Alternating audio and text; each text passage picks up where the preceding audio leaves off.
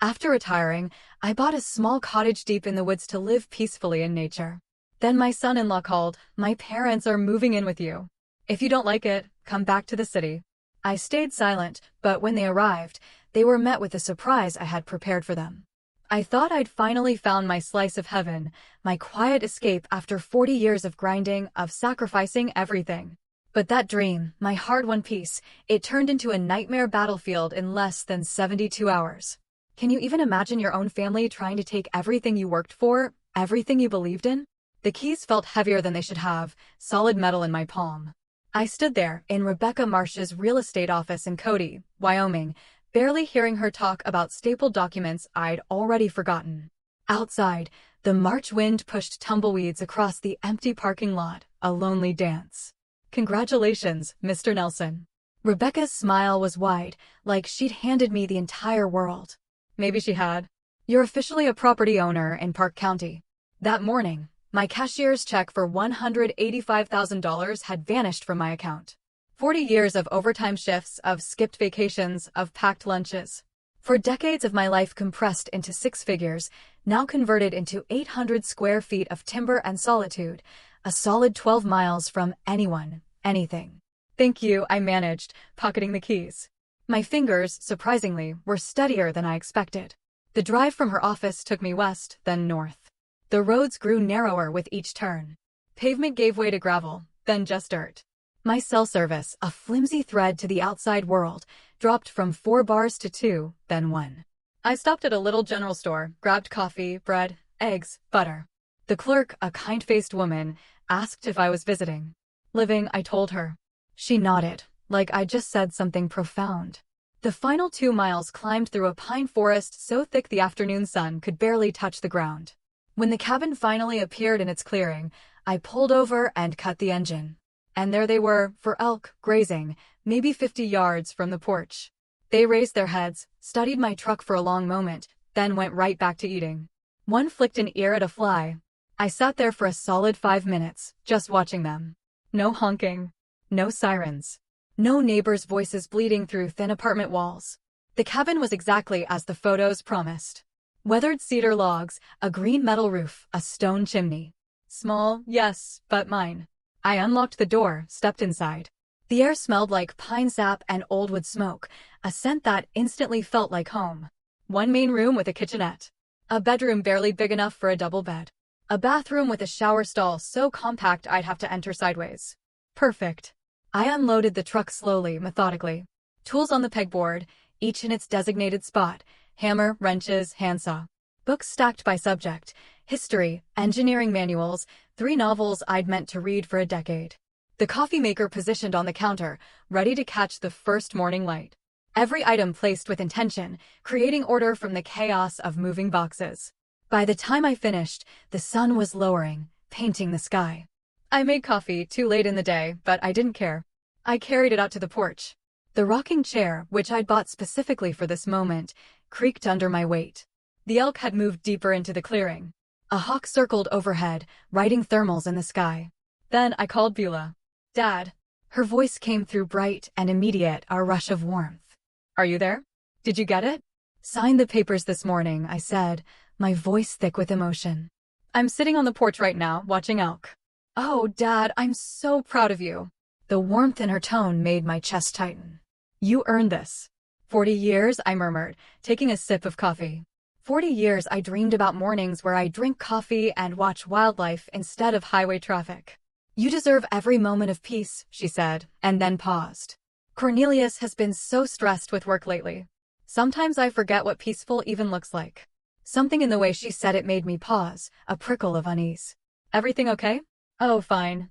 You know how it is. Middle management pressures?" She laughed, but it sounded thin, almost brittle. "When can I visit?" "Anytime, honey. You know that." We talked for another 10 minutes. Her students. Her garden plans. Safe topics. When we hung up, I sat there, watching the sun paint the mountains orange and purple. The coffee had gone cold, but I drank it anyway. An hour later, the phone rang again. My parents lost their house. Cornelius didn't even bother with hello. His voice had that flat, emotionless tone he reserved for conference calls. "They're moving in with you for a couple months until they find a place." My hand tightened on the armrest, knuckles white. Wait, what? My voice was barely a whisper. Cornelius, I just bought this place. It's barely, for a couple months until they find something. His voice was like a stone, unyielding. I bought this place to be alone. I spent my entire retirement on this. My voice cracked. Then you should have stayed in Denver. Friday morning. I'll text you their arrival time. The line went dead. I sat there, phone still in my hand, staring at the clearing where the elk had been. They'd moved on. Smart animals. My knuckles had gone white on the armrest. I forced myself to release it, flex my fingers, breathe. Inside, I poured another coffee, though I didn't want it, and sat at the kitchen table. From my jacket pocket, I pulled out a small notepad and a pen, the kind of engineering pad I'd carried for 40 years. Grid paper for sketches and calculations. I started writing. Not emotional venting. No, that wasn't my style. This was questions. Timeline estimates. Resource assessments. The cabin keys sat on the table beside my notepad. An hour ago, they'd meant freedom. Now, they meant something else entirely. I picked them up, felt their weight, then set them down with deliberate care. 40 years. For 40 years, I'd been the reasonable one. The peacemaker. The man who swallowed inconvenience to keep family peace. Not anymore. Dawn came through the kitchen windows and found me still at the table. Empty coffee cups formed a semicircle around my notepad, which was now dense with lists, diagrams, questions written and rewritten. I hadn't slept. Didn't need to. My mind felt sharp, in a way it hadn't for years. Focused. Crystalline. Operating on something cleaner than rest. I made fresh coffee, studied my notes. Then I cleaned up, loaded my truck, and drove back to Cody. The Yellowstone National Park Ranger Station sat 20 minutes west, a modern building designed to blend with the landscape. Inside, educational displays showed wolf packs, bear territories, elk migration patterns. A ranger, maybe 40, with the weathered face of someone who spent more time outdoors than in, looked up from his desk. Help you? I just moved up from Denver, I said, making my voice sound a little hesitant. Bought a place off County Road 14. Beautiful area, he smiled. You'll want to be careful with food storage. Lots of bear activity come spring. What about wolves? I asked, leaning in conspiratorially.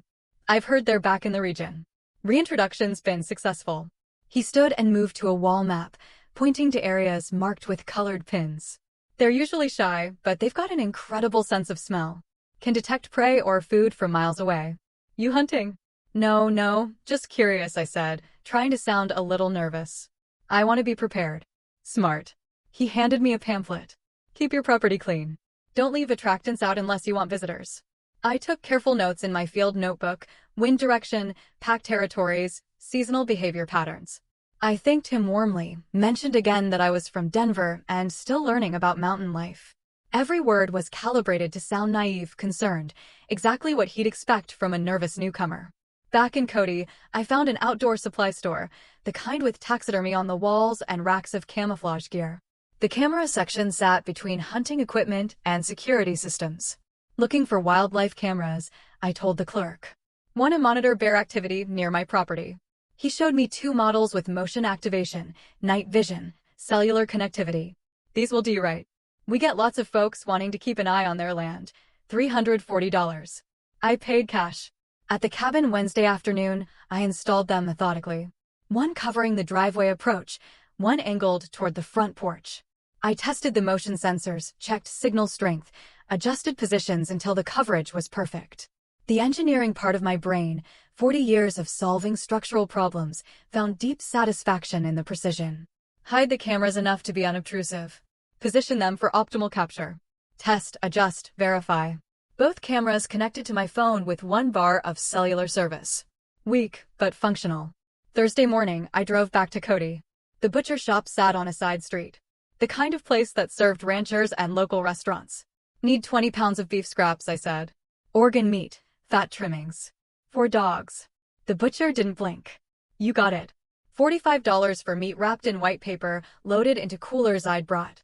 The smell was immediate, powerful. Blood, fat, raw flesh. Thursday afternoon, I stood in the clearing behind my cabin with the coolers open. The wind came from the west. I checked it the old way, wetting my finger and holding it up. I walked 30 yards from the structure upwind. Then I placed the meat in 3 piles, spreading it to maximize scent dispersion. Not random. Calculated. Close enough to draw predators to the area, far enough that they'd focus on the piles, not the building. I wasn't trying to endanger anyone. I was trying to educate them. Back inside the cabin, I moved through each room. Locked windows. Turned off unnecessary power. Set the thermostat to minimal heat. Protecting my investment while setting my trap. I paused at the door, took one last look at the space I'd inhabited for less than 3 days, and left without hesitation. The drive to Denver took 5 hours. I arrived at my old house just before midnight. The suburban place I hadn't yet sold, still partially furnished, but hollow. I unloaded my truck, set up my laptop in the living room, propped my phone where I could watch the camera feeds. Then I waited. Friday morning at 10, a sedan appeared on my phone screen. Leonard and Grace emerged, looking around with expressions I recognized even on the small display: displeasure, judgment. The camera microphone picked up their voices. "This is where he's living now." Grace wrinkled her nose. "It smells like pine and dirt." "At least it's free," Leonard said, walking toward the cabin. "We'll stay a few months. Let Cornelius figure out the next step." "I don't see why we had to come all the way out." Grace stopped. Froze. Leonard. Wolves. 3 shapes emerged from the northwest tree line. Gray and brown, moving with cautious purpose toward the meat piles. Not aggressive. Not interested in humans. Just hungry. Leonard saw them. Turned white. "Get in the car. Get in the car now." They ran. Grace stumbled, recovered. Car door slammed.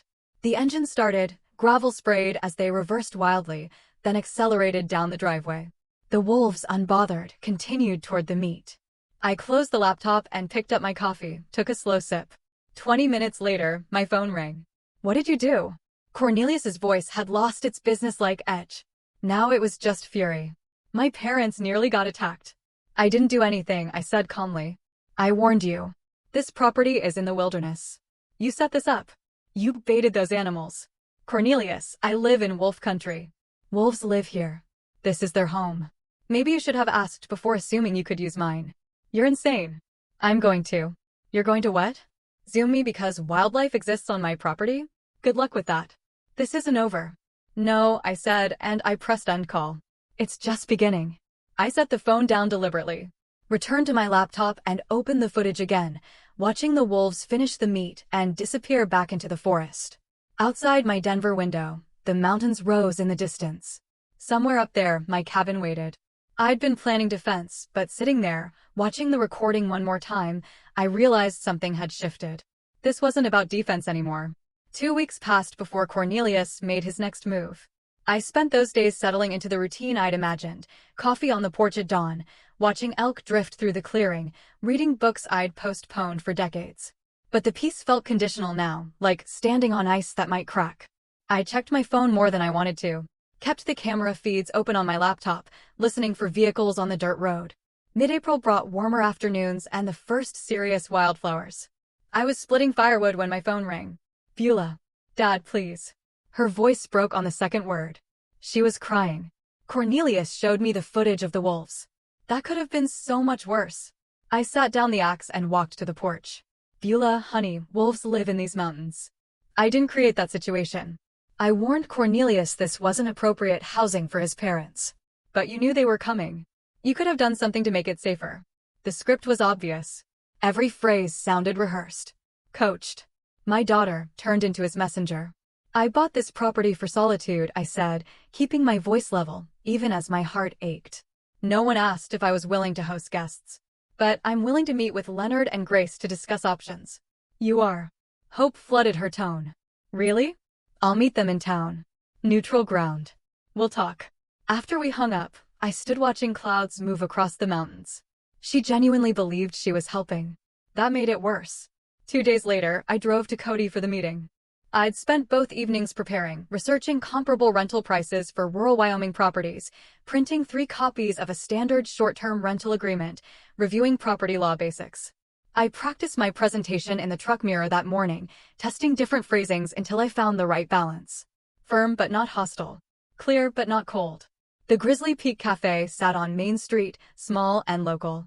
Wooden tables, landscape photographs on the walls, large windows facing the morning foot traffic. I arrived 15 minutes early and chose my position carefully. Table near the window, back to the wall. Clear view of the entrance, within range of the security camera I'd spotted above the register. I ordered black coffee and waited. Leonard and Grace arrived exactly on time. Cornelius must have driven them, probably parked nearby, coaching them on what to say. They walked in without ordering anything, sat down across from me like I'd summoned them to court. Hello, Leonard. Grace. Would you like coffee? Leonard ignored the question. Ray, this has gone on long enough. We need those keys today. We're not here for coffee, Grace added, her voice sharp. We're here because family is supposed to help family. I pulled the rental agreement from my folder and slid it across the table. The paper made a soft sound against the wood. I aligned it perfectly with the table edge and tapped it once with my index finger. I agree. Which is why I prepared a proposal. Leonard glanced down, then back up, his face reddening. A rental agreement? You're charging us rent. Market rate for a furnished property in this area. $1,200 monthly, 6-month lease, standard terms. You want money from your own family? His voice climbed, drawing glances from other patrons. From people who have nowhere to go? Grace leaned forward, her expression wounded. I never thought you were this kind of person, Ray. Greedy. Just plain greedy. I stood, collected my folder, and picked up my coffee cup to bus it. Have it. Courtesy. The kind of gesture that separated me from people who expected to be served. Then I guess we don't have an agreement. You'll need to find alternative housing. You can't just. Where are we supposed to? Leonard half rose from his chair. That's not my problem to solve. Good afternoon. I nodded to the barista on my way out. In the truck, I sat for a moment with my hands on the steering wheel, breathing steadily, letting the adrenaline settle. Then I started the engine and drove home. That evening, my phone became a weapon aimed at me from multiple directions. The first call came around 6. Cousin Linda, someone I hadn't spoken to in 3 years. Ray, it's Linda. I heard you've been having some difficulties. Difficulties? From whom? Cornelius called me. He's worried about you. Said you're isolated in the mountains, acting strangely. The strategy revealed itself completely. He was building a narrative, planting seeds with every family member he could reach. Linda, I'm fine. I retired to Wyoming. That's not strange. That's a plan I've had for years. He said there was an incident with wild animals, and you refused to help his parents. That's an interesting version of events. Thanks for checking on me, Linda. I'm doing well. I ended the call and stared at the phone. 20 minutes later, a former colleague from Denver. Same script, different voice. Cornelius had reached out, expressing concern about my mental state. The third call came at 8:30. Beulah again. You embarrassed them. Not crying now. Angry. In public. What were you thinking? I offered them a fair solution. They rejected it. A rental agreement? Dad, their family. Cornelius's parents. And this is my home. My retirement. My one place of peace, which I bought with money I saved for 40 years. Cornelius was right. You've changed. You've become someone I don't recognize. The words landed like she'd meant them to. I kept my voice quiet, controlled, even as something cracked inside my chest. Maybe I have. Or maybe everyone else has, and I'm just finally noticing. The line went dead. She'd hung up on me. I sat at the kitchen table with my phone in my hand, watching darkness settle over the mountains. 3 calls in one evening, all saying the same thing. Ray Nelson is unstable, dangerous, unreasonable. The isolation I'd sought was being weaponized, turned into evidence of mental decline. Cornelius wasn't trying to take the cabin anymore. He was trying to destroy my credibility first, make me seem incompetent, turn the family against me so no one would believe my version of events. Classic strategy. Isolate the target, control the narrative, strike when they're defenseless. I opened my laptop and began typing, Mr. David Thornton, attorney at law. I sent the email at 9:47 that night. Careful words. Factual language. No emotion bleeding through. I needed legal advice regarding family pressure over property ownership, potential claims, asset protection. I included the basics: my age, property value, family situation, and 3 specific questions about elder law and estate planning. Then I poured myself bourbon. 1 glass. 2 fingers. No ice. I wasn't a heavy drinker, but tonight warranted it. The porch was cold for April, but I sat out there anyway, watching stars emerge over the mountains. Somewhere down there, Cornelius was planning his next move. I intended to be several steps ahead. Morning came with an email waiting. David Thornton had responded at 7:15. He could meet Thursday afternoon at his office in COTTAGE. Fee structure, $350 per hour. I confirmed the appointment immediately. For the next 3 days, I organized documentation. My engineering background served me well. Everything labeled, dated, cross-referenced, property deed in one folder, purchase documents in another, a family tree diagram showing relationships, a written timeline of events starting with Cornelius's first call, transcripts of key phone conversations from my detailed notes, printouts of the rental agreement Leonard had rejected. By Thursday morning, I had a leather portfolio case packed with evidence that could build a case as solid as any foundation I'd ever engineered. Wednesday evening, my phone rang. Beulah. Her voice sounded thin, exhausted. I'm sorry I yelled at you after the coffee shop thing. I'm exhausted. I understand, honey. This has been hard on everyone. Cornelius is so stressed. He's been trying to help his parents ever since Leonard lost all that money. I went very still. Lost money? What happened? Oh, you didn't know? Leonard was playing poker online. Lost $47,000 over 6 months. That's why they lost the house. It was mortgaged for the gambling debts, $47,000. The number hung in the air like smoke. That's a substantial amount. No wonder Cornelius has been under pressure. Yeah, and he keeps talking about solutions, about how if we could just, I don't know, reorganize family assets.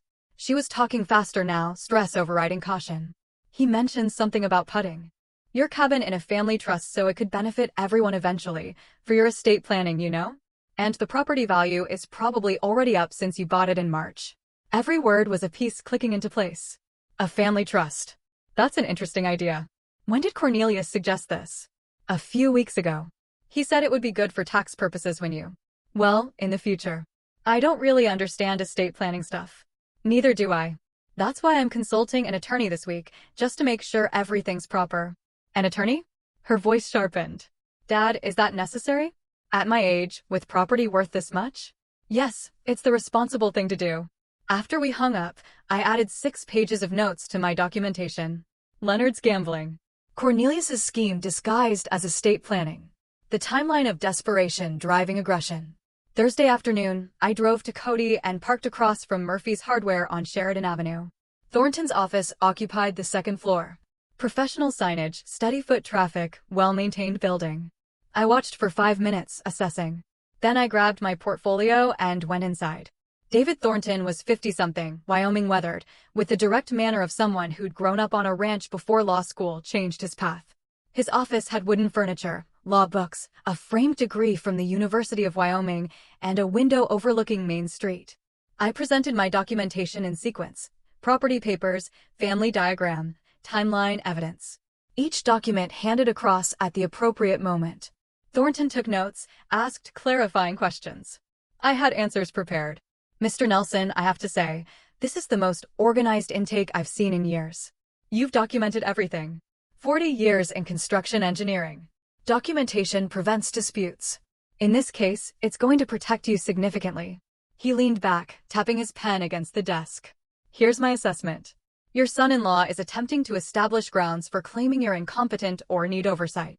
The smear campaign. The stories about dangerous behavior. These are preliminaries to a potential conservatorship claim. Conservatorship? Taking away my legal rights? It's a tactic.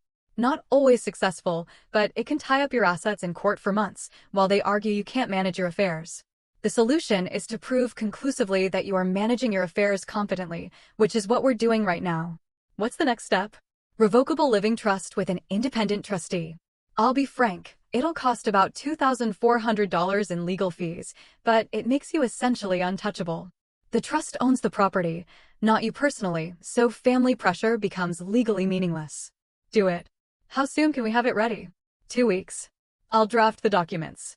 You'll review and sign. We'll record it properly. After that, your property is protected. The meeting lasted 90 minutes. When I left, the sun was lower, but I felt clearer than I had in weeks.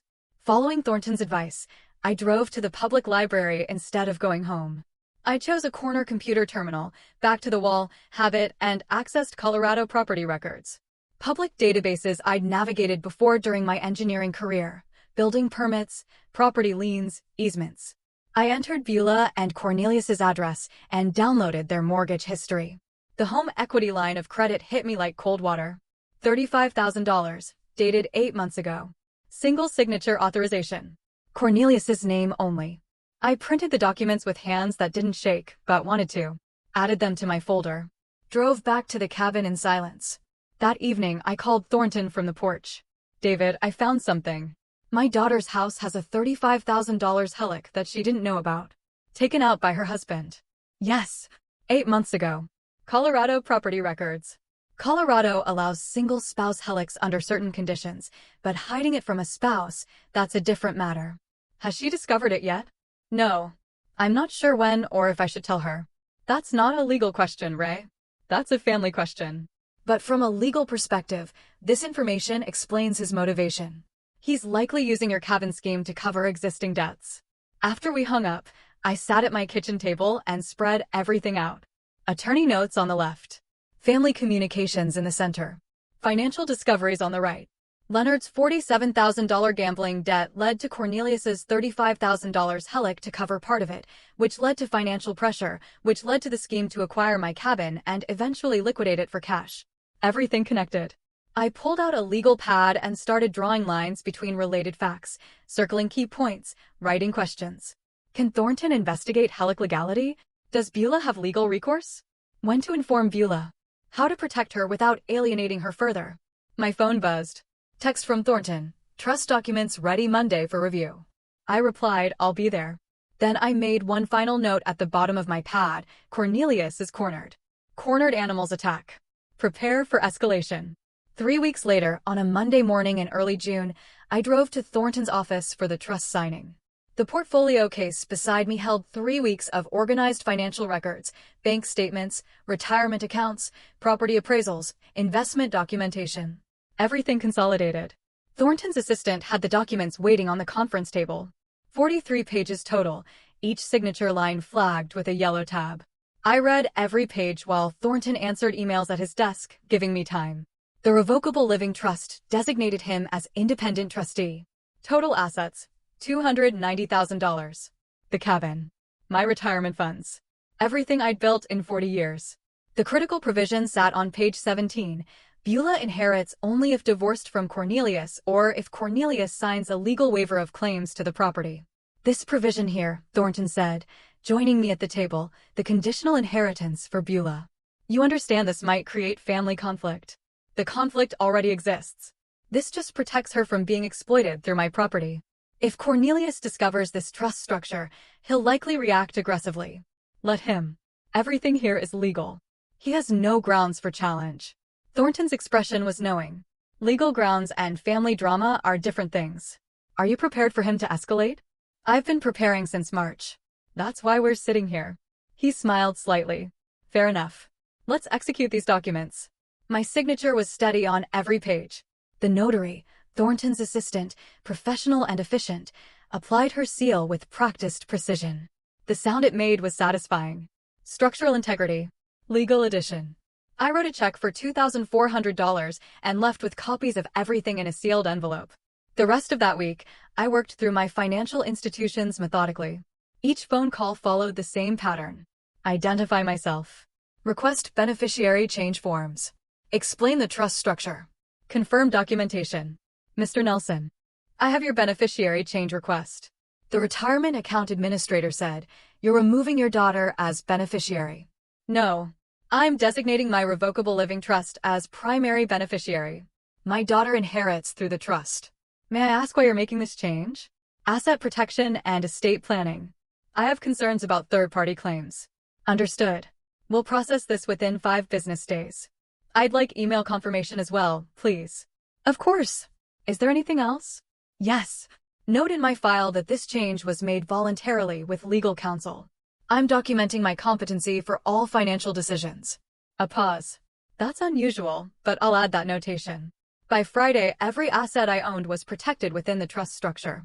I kept a checklist on my kitchen table, marking each completed task with satisfaction. 2 weeks later, Beulah called.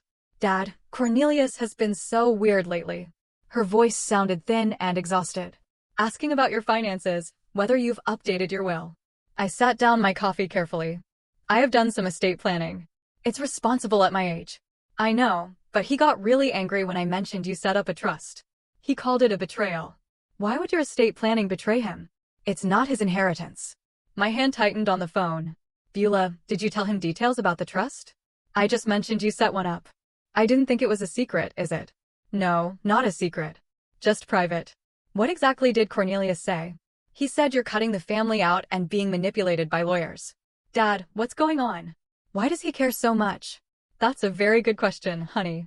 One you should probably ask him directly. After hanging up, I immediately called Thornton. Cornelius knows about the trust. His response was immediate. How soon can you get a medical evaluation? The next day, I was repairing the porch railing when Cornelius's car came fast up the driveway, spraying dirt and gravel. He jumped out, didn't close the door properly, and stormed toward me.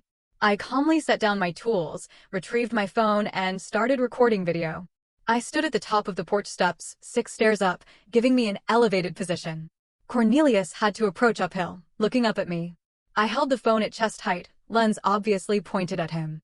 Cornelius, you're on my property uninvited. I'm recording this conversation. I don't care about your recording. His face was red, movements aggressive. You set up some legal scheme to steal from your own daughter.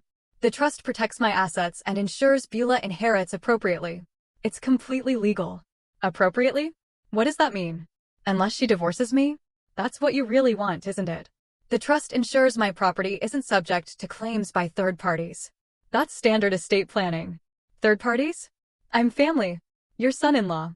You're my daughter's husband. You have no legal claim to my property. The trust simply formalizes that reality. His voice climbed higher. We'll see about that. I'll get a lawyer. I'll contest this. I'll make sure you never see Beulah again. You're threatening to isolate my daughter from me because I protected my own property? That's interesting. For the record, this isn't over. Then leave my property now, or I'll call the sheriff for trespassing. He stormed back to his car. The engine roared, gravel sprayed as he reversed wildly and sped down the driveway. I stopped recording. Reviewed the footage immediately. Faces visible. Audio clear. Threats documented. I uploaded it to cloud storage and emailed a copy to Thornton with the subject line, Evidence, Hostile Confrontation. That evening, I wrote a detailed incident report, date, time, what was said. No witnesses, unfortunately, but the video captured everything. Thornton's response came within an hour, continue documenting everything. Consider medical evaluation to preempt competency challenges. Expect retaliation. They're running out of options. I called Dr. Patricia Chen's clinic the next morning. The receptionist asked if something specific prompted the request. I'm 67. I own property, and I want documentation that I'm healthy and competent. Preventive planning. The appointment was scheduled for the following Monday. I sat at my table that night, reviewing the confrontation video, watching Cornelius's rage play out on the small screen. His mask had dropped completely when the money was threatened. Every word recorded, every threat documented. My phone buzzed. Email from Thornton. Good thinking on medical eval. They'll likely try adult protective services next. Standard playbook for these situations. Stay ahead of them. I typed back, already scheduled. Appointment next week. Before closing the laptop, I looked at the framed photo of young Beulah on the mantel. 8 years old, missing her front teeth, laughing at something I'd said. I wondered how much collateral damage this war would create before it ended. Monday morning found me at Dr. Chen's clinic 15 minutes early. The medical building was modern, single-story, efficient. I filled out paperwork, requesting copies of all test results and assessments. When Dr. Chen called me back, I explained directly, I'm 67, own property, and want baseline medical documentation proving my physical and mental competency. She was a sharp woman in her 50s, with the weathered competence of someone who'd practiced rural medicine for decades. Her expression showed understanding. I see. Unfortunately, I've encountered situations like this before. Adult children sometimes challenge parents' competency to gain control of assets. That's exactly what I'm preventing. Can you provide a detailed written assessment? Absolutely. I'll conduct comprehensive cognitive testing and provide a formal letter for legal purposes. Correct. I want documentation that can stand up in court if necessary. Then let's be thorough. The examination took 90 minutes. Blood pressure. Blood work.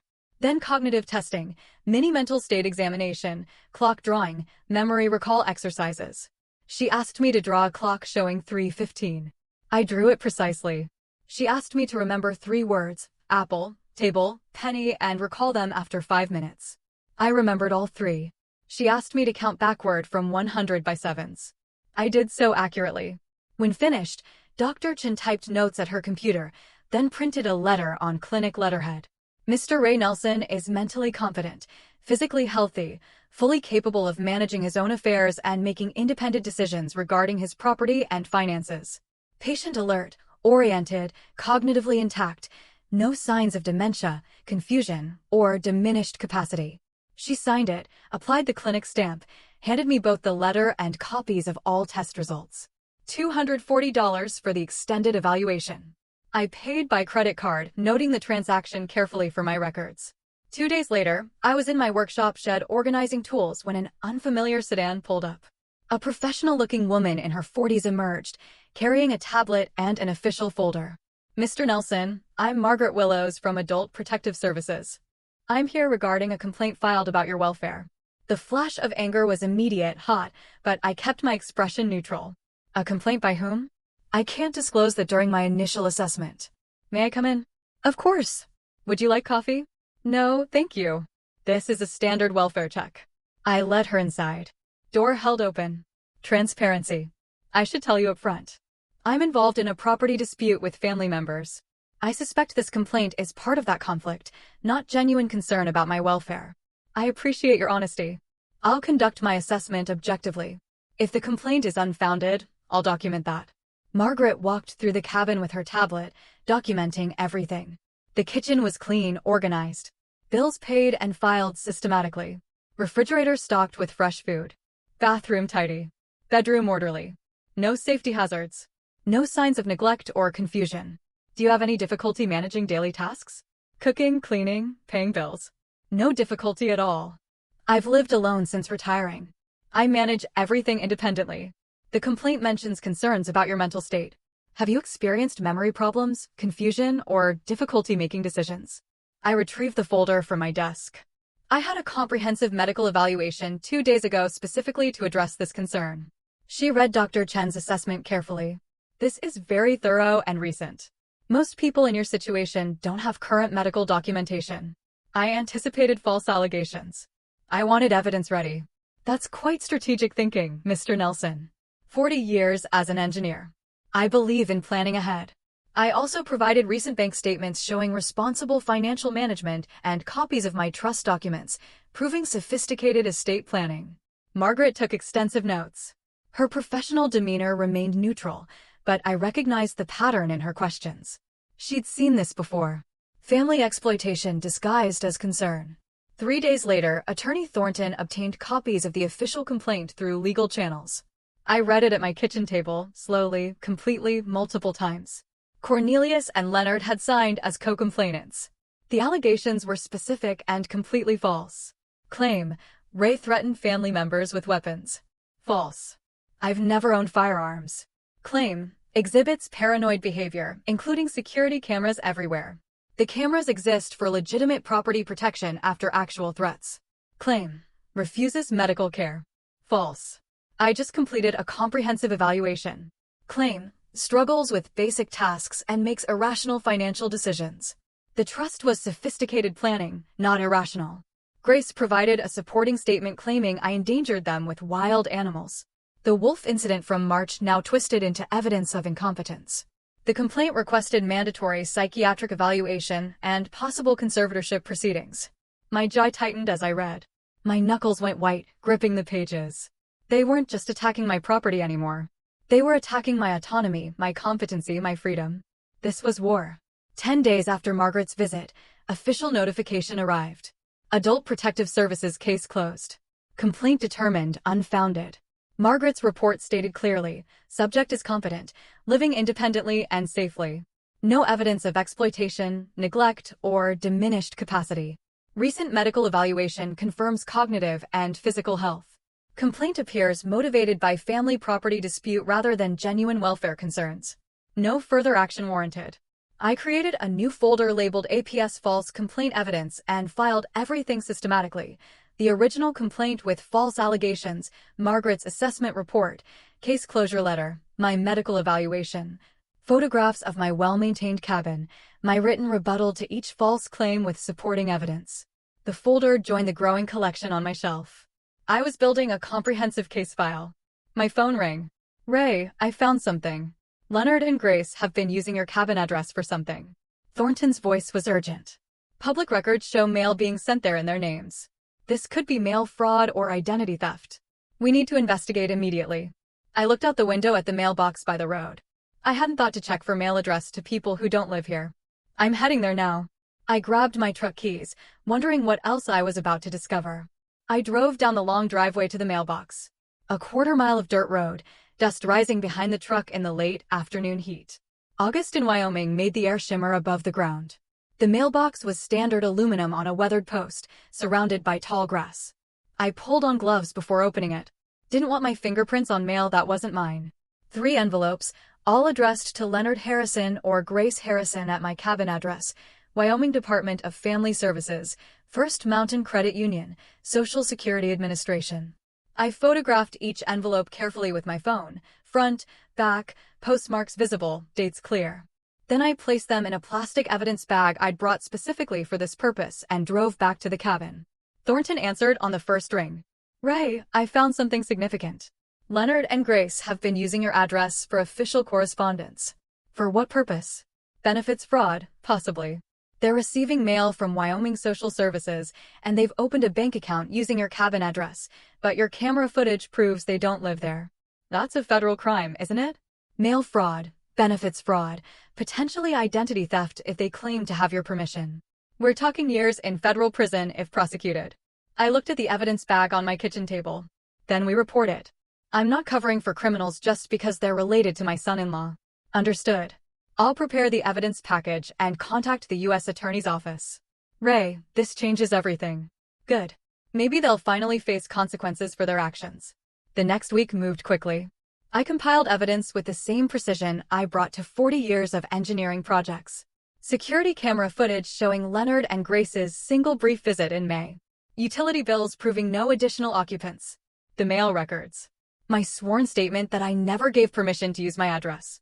Thornton forwarded everything to Assistant U.S. Attorney James Morrison in the Economic Crimes Division. Morrison called me 3 days later.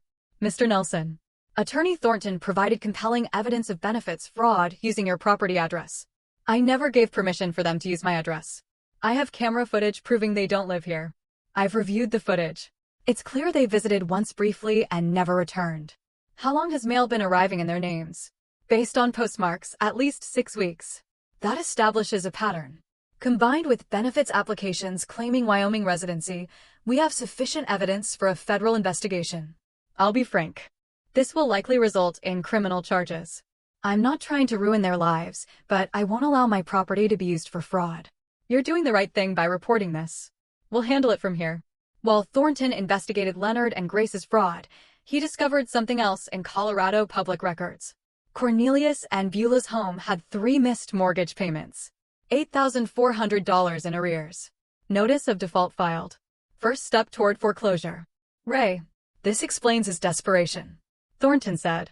"He was counting on your cabin to solve his financial crisis.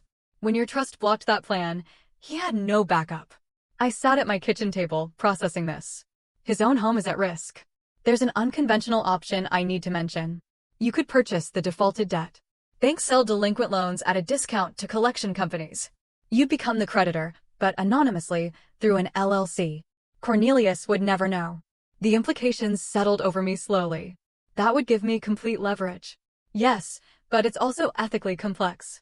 You'd control whether your daughter keeps her home. Let me think about it. I walked my property that evening, circling the cabin, following the tree line, considering. If I bought the debt, I'd control Cornelius's future. That was power I'd never wanted. But if the bank foreclosed, Beulah would lose her home. She was innocent in all this. The next morning I called Thornton. "Do it. Buy the debt. But Beulah can't know yet. Not until I can explain everything." The transaction took a week. $31,000 from my savings to an intermediary firm, which purchased the debt and created Mountain Holdings LLC, with me as beneficial owner. Cornelius received notification that his loan had been sold, but no information about the new creditor. I filed the wire transfer receipt in a folder labeled simply, leverage. By mid-August, my position had transformed completely. Leonard and Grace faced federal investigation. Cornelius's mortgage debt was secretly under my control. Every manipulation attempt was documented. My own property and assets were legally untouchable. But I felt no triumph, just weariness. This was supposed to be peaceful retirement. Instead, it had become warfare where my opponents forced me to fight back. I sat on my porch at sunset. The evidence folders stacked beside me. I made my decision. Beulah deserved to know the truth. All of it. She deserved to understand what her husband had done. What danger her home was in. What her father had been protecting her from. I pulled out my phone and typed, "Honey, we need to talk. Can you come to the cabin this weekend? Just you. It's important." Her response came 10 minutes later. "Is everything okay? You're worrying me." "Everything's fine with me, but there are things you need to know about your financial situation. Things Cornelius hasn't told you." "What things?" "Dad, you're scaring me." "Not over text. In person. Saturday afternoon. I'll make lunch. Cornelius has a work trip this weekend. I can come Saturday." "Perfect. Just you. This conversation is between us." "Okay. I'll be there around noon." I sat down the phone and looked at the mountains, darkening against the sunset. Tomorrow, I'd prepare. Saturday, I'd tell my daughter how badly her husband had betrayed her trust. The truth wouldn't be easy. She might not believe me initially. She might be angry. But I'd kept these secrets long enough. Saturday morning arrived with crystalline clarity. I woke early, nervous in a way I hadn't been throughout this entire conflict. Facing Cornelius required strategy.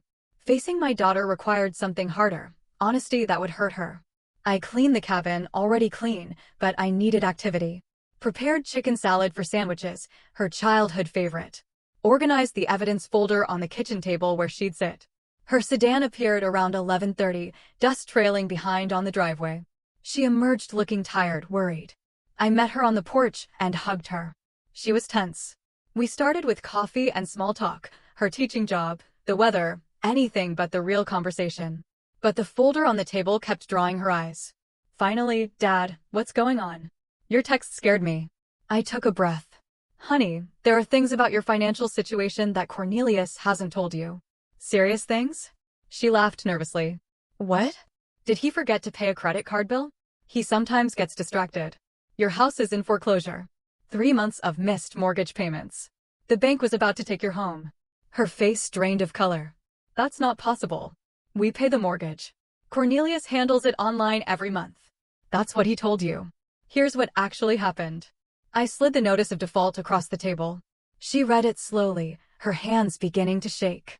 "This says the loan was sold to Mountain Holdings LLC. Who is that?" "That's me." "Well, technically a company I own through my attorney." "I bought your debt from the bank." "You bought our mortgage?" Shock transformed her expression. "Why would you? How can you even?" "What does that mean?" "It means instead of the bank foreclosing and you losing your home, I control the debt. You and Cornelius owe me now, not the bank." She stood abruptly, emotion rising. "This is insane. Why didn't you just tell me the mortgage was behind? Would you have believed me? Or would Cornelius have explained it away? I needed leverage to protect you from what's coming next." I let that settle, then continued. "There's more. 8 months ago, Cornelius took out a home equity line of credit for $35,000 against your house." "That's not true. We'd both have to sign for that." I slid the HELOC documents across. "In Colorado, under certain circumstances, one spouse can secure a HELOC. Here's his signature." "Where's yours?" She examined the papers, hands shaking badly now. "I never signed this. I've never even seen this paperwork. $35,000. Where did it go?" "Best guess? Covering some of Leonard's gambling debts. Remember, you told me Leonard lost $47,000 in online poker. Cornelius was trying to fix his father's problem using our house as collateral without telling me?" "Yes. And when that wasn't enough, when my cabin scheme failed and he couldn't get more money, he simply stopped paying your mortgage. I suggested we eat. She initially refused. How can you think about food right now?" But I insisted gently. We needed a break before the next revelations. The sandwiches tasted like dust, but we ate anyway. Afterward, I showed her the rest systematically, chronologically, the recording of Cornelius's threatening confrontation on my porch, the APS false complaint where he tried to have me declared incompetent, Leonard and Grace's federal mail fraud using my address. each piece of evidence carefully presented with dates and context. She listened, initially defensive, Cornelius.